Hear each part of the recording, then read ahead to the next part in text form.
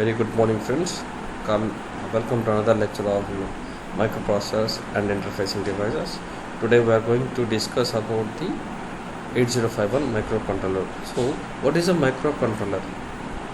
A microcontroller may also be called as a computer on chip. Why? Because since it has a basic feature of microprocessor along with internal RAM, ROM, parallel and serial ports within a single chip. That means these are all are integrated in a single chip, or we can also say that a microprocessor with memory and ports, IO ports, are called as a microcontroller. Why the name we are calling it as a controller? Why? Because this controller or these microcontrollers are basically designed to perform a specific task or to take the control on a specific device. So, how can we bifurcate, or how can we say that this is a very useful, or how can we say that what is the difference between microprocessor and microcontroller architecture? Coming here, see here this is the comparison of architecture microprocessor and microcontroller. When you see here in the microprocessor, we have control unit, ALU and registers. So here we cannot find, that means we cannot find any memory. That means in order to perform a task, it has to interface with memory, that means which is present in the external. Here, coming to the microcontroller, it consists of a CPU. That means here the CPU, in sense, it has a control unit, ALU and registers.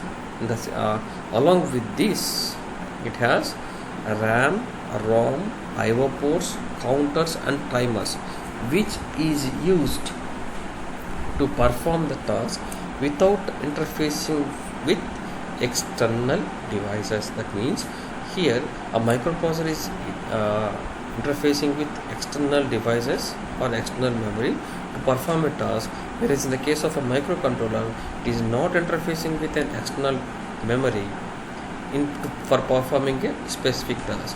If you want to perform a specific task which is beyond or the limitations of a microcontroller, it will be interfacing with other devices. Here you can see that it is communicating with address bus, data bus and control bus. Here also we have address, the microcontroller is also dealing with address bus, data bus and control bus whenever this is required, when we are dealing with external memory. See here, a microprocessor requires an external memory for program or data storage.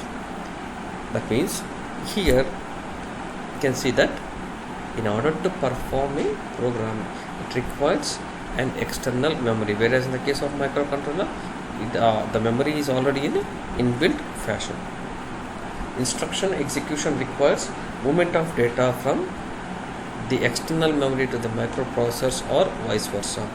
Usually, microprocessors have good computing power and they have higher clock speed to facilitate faster computations. That means here it is required for the, or in order to execute a program or in order to execute a task, it requires a movement of data from external memory to the microprocessor. In order to perform a task, it has to communicate with the external memory to perform a task, which by using that one we can perform the task. And usually the computers have high computing power or good computing power, that means it can perform the task very fastly, but it has until and unless the data is received, it is not going to perform any task. So coming to a microcontroller has a required on-chip memory with associated peripherals on chip. That means the memory is within the circuit itself. It has on chip on-chip memory with associated peripherals. A microcontroller can be thought of a microprocessor with inbuilt peripherals. That means here we have a microprocessor with inbuilt peripherals. What are the peripherals? I/O ports, counters, timers along with internal RAM. A microcontroller does not require much additional interfacing for the operation and it functions as a stand-alone. That means here a microcontroller is a device which is used to perform a specific task. So in order to perform or in order to extend that task, very few interfacing devices are required. That is here a microcontroller does not require much additional interfacing for operation and its function is a standalone. That means if you want to perform a higher task, it will interface with other devices, but it is very less. Coming to here, a microcontroller also called as an embedded controllers. A microcontroller clock speed is limited to a few tens of megahertz. Microcontrollers are numerous and many of them are application specific. So what is application specific? That means here these are designed in order to perform a particular task. I repeat, these are designed in order to perform a particular task. For example, operating a microwave oven, air conditioners, washing machines, and microwave ovens. So these are designed for particular task. We can't perform another task by using for example, we cannot prepare an ice cream by using a microwave oven. Okay, so why this 8051 is that much familiar, that much famous?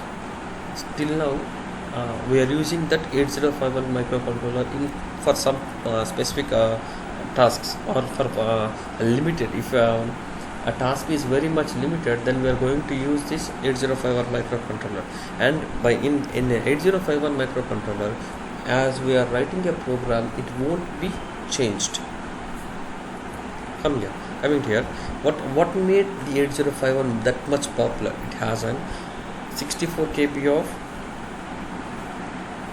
on-chip program memory, that means ROM, and 128 bytes on-chip data memory, RAM, 4 register banks, 128 user-defined software flags, 8-bit data bus, 16-bit address bus, 32 general purpose registers, each of 8 bits, 16-bit timers, 3 internal and 2 external interrupts, bit as well as byte addressable RAM area of 16 bytes, 4-bit ports, 16-bit program counter and a data pointer, 1 microsecond instruction cycle with 12 megahertz crystal.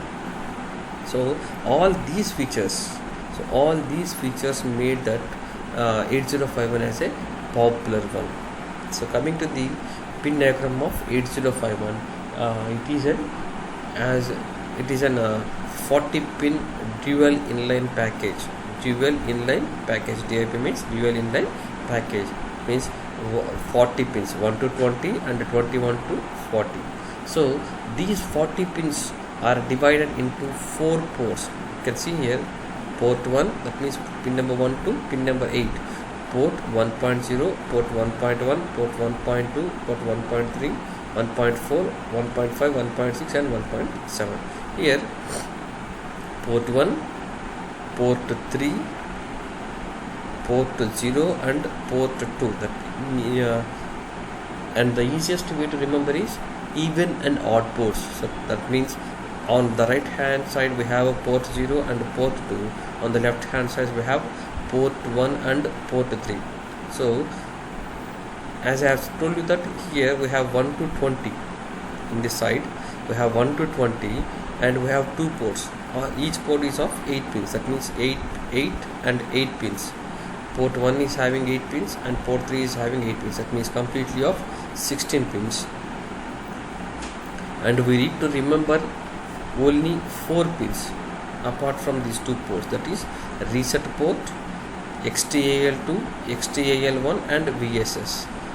I repeat, reset port, reset pin, XTAL2, XTAL1 and VSS. On the right hand side we have PSEN, ALE and EA complement and VCC.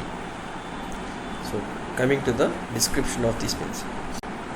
Coming to the pin number 9, as we have to, it is a reset pin. Reset. You people are all know what is a reset.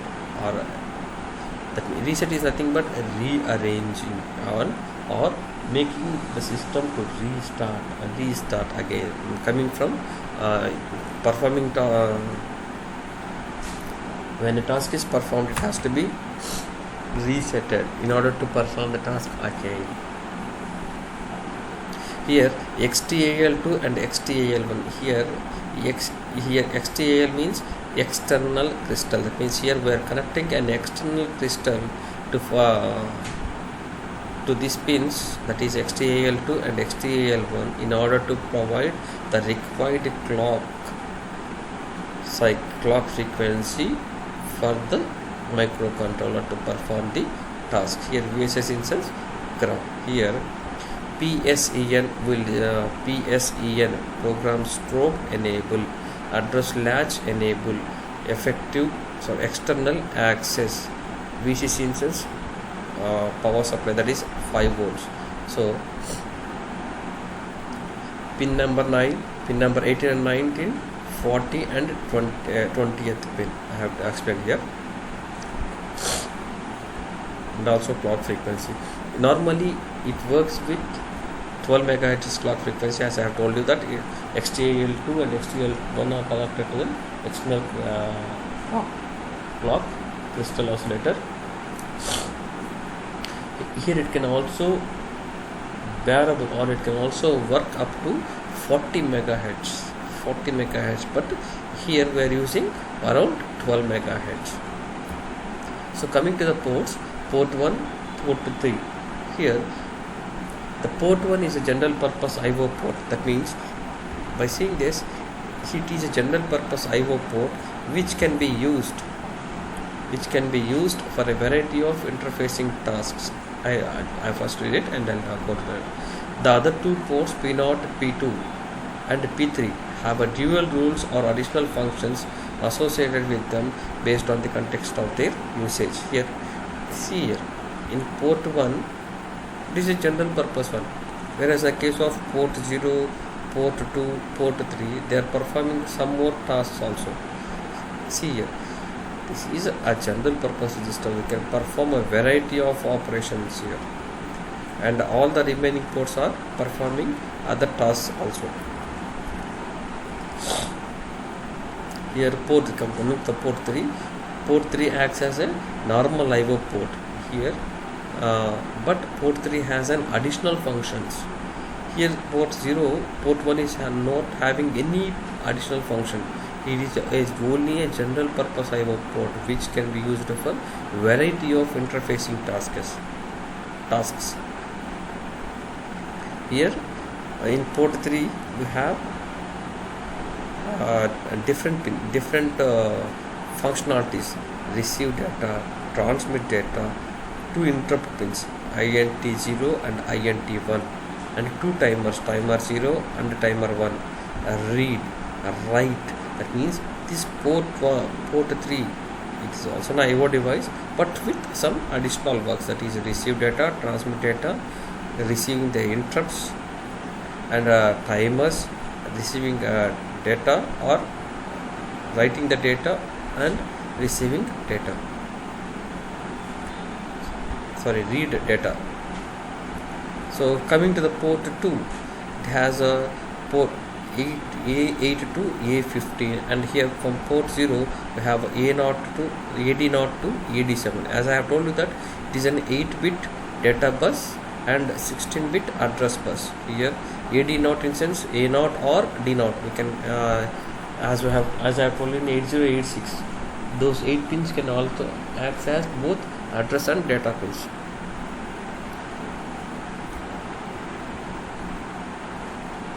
See here, port 2 can also be used as a general purpose 8-bit port when no external memory is present, but if external memory access is required, then port 2 will act as an address bus. That means generally it is an IO port.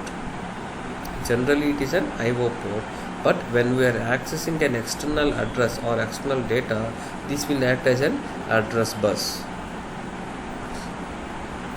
Same here, coming to the port 0.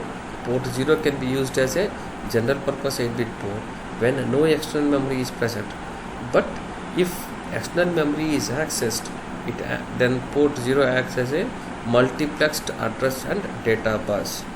That means if we are not using any external access, then this is also an IO port. If you are using an external access, then it will be access a multiplex. That means AD0 address or data bus. AD0 A address 0 or data 0. It is these pins are used to transmit both data and address.